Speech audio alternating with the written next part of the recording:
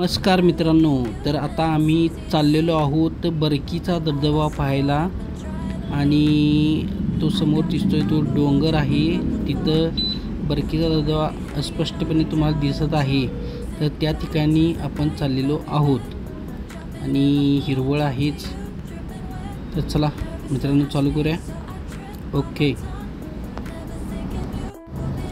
करजपेन अनुस्क्रा मार्गे आम्ही बरकीच्या धबधब्याकडे निघालेलो आहोत। रस्त्यावरती जिथून फाटा फुटलेला आहे बरकीला जाण्यासाठी तिथं अंतर लिहिलेलं आहे 2 किलोमीटर, परंतु ॲक्च्युली ती 2 किलोमीटर नसणार याचा आम्हाला अंदाज आलेला आहे, कारण की धबधबा खूप लांब आहे। तर हे गाव आहे ते बरकी आहे आणि या बरकी गावाच्या नावावरूनच बरकी धबधबा नाव पडलेलं आहे। In your car and we drive to the beach. The sun was setting, it was just you and me. Wind in my hair and the sand in my shoes. Could have chosen anyone but I. जिथपर्यंत आमची गाडी जात होती तिथे गाडी लावली आणि आम्ही चालत निघालो। डॅमवर आल्यानंतर आम्हाला धबधबा किती लांब आहे याचा अंदाज आला। इतक्या लांबपर्यंत चालत जायचे होते, परंतु धबधबा आम्हाला खुणावत होता, त्यामुळे आम्ही जायचा निर्णय घेतलाच। सभोवतालचा हिरवा निसर्ग पाहत आणि वाट तुडवत आम्ही बरकीच्या धबधब्याकडे निघालो। वाटेत आम्हाला अशी सुंदर सुंदर फुले पाहायला मिळाली। बरकीचा तलाव ही अतिशय सुंदर आणि निसर्गरम्य असा परिसर आहे, जिथं पर्यटक येत राहतात। तलावापासून पुढे आल्यानंतर असा दगडाचा मार्ग चालू होतो, जिथून आपल्याला दगडावरून चालायला लागते आणि ती अतिशय सुंदर सोय केलेली आहे, कारण की इथून जर चिखल झाला असता तर आपले पाय घसरले असते, यासाठी इथे दगडाची वाट तयार केलेली आहे।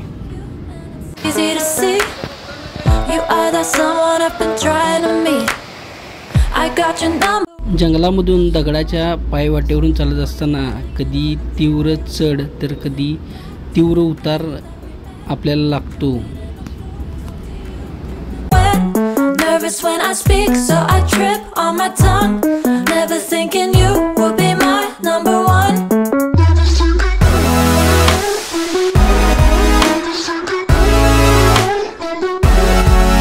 when I speak, so I trip on my tongue. Never thinking you would be my number one.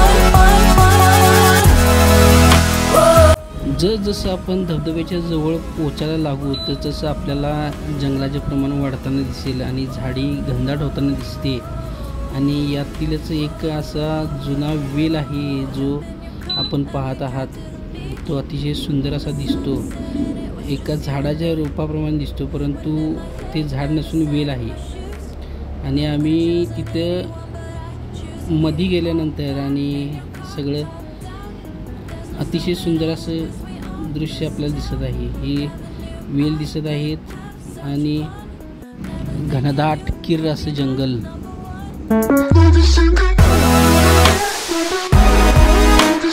हा वेल पहा, हे झाड नसून हा वेल आहे आणि जो दुसऱ्या झाडावरती चढलेला आहे आणि त्याची स्पर्धा लागल्यासारखं आहे। आणि हा वेल किती जुना असेल याची तुम्हाला कल्पना आली असेल की बाबा हा किती वर्षापासून इथं आहे।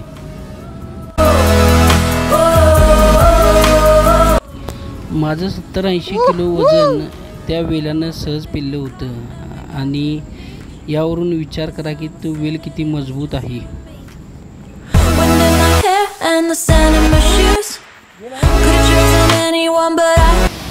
धबधबा जसा जवळ येईल तसा पाण्याचा आवाज आपल्याला मोठा यायला लागेल।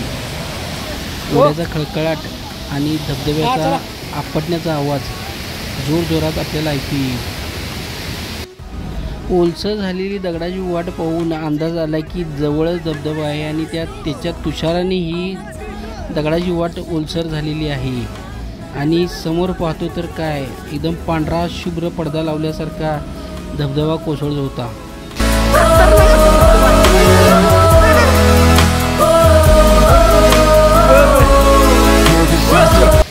आणि हा पाहतो धबधबा एखादा चित्रपट पाहत आहोत असं वाटत होतं, परंतु अंगावर पडणाऱ्या तुषारांनी चित्रपट नसून आपण समोरच धबधब्याच्या उभारलेला आहोत याची जाणीव करून दिली.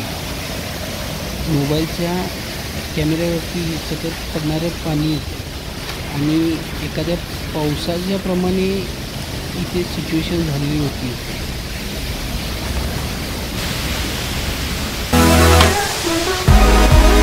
धबधब्यातून पडणाऱ्या पाण्याच्या तुषारामुळे दाजीचा चष्मा पूर्णपणे धुरकट झालेला होता आणि अतिशय सुंदर असं लोभनीय दृश्य धबधब्याचं आम्ही पाहत होतो. धबधब्याखाली जाऊन आंघोळ करायचं राहिलेच, परंतु आम्ही नुसतं तुषारानं भिजलेलो होतो.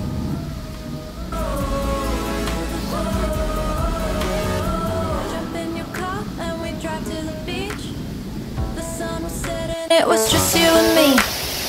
Wind in my hair and the sand in my shoes. Could've chosen anyone but I choose. मला धबधब्याखाली जाण्याचा मोह काही आवडला नाही, त्यामुळे मी धबधब्याखाली गेलो शेवटी. धन्यवाद मित्रांनो. असेच व्हिडिओ पाहण्यासाठी आमच्या चॅनलला सबस्क्राईब करा. धन्यवाद.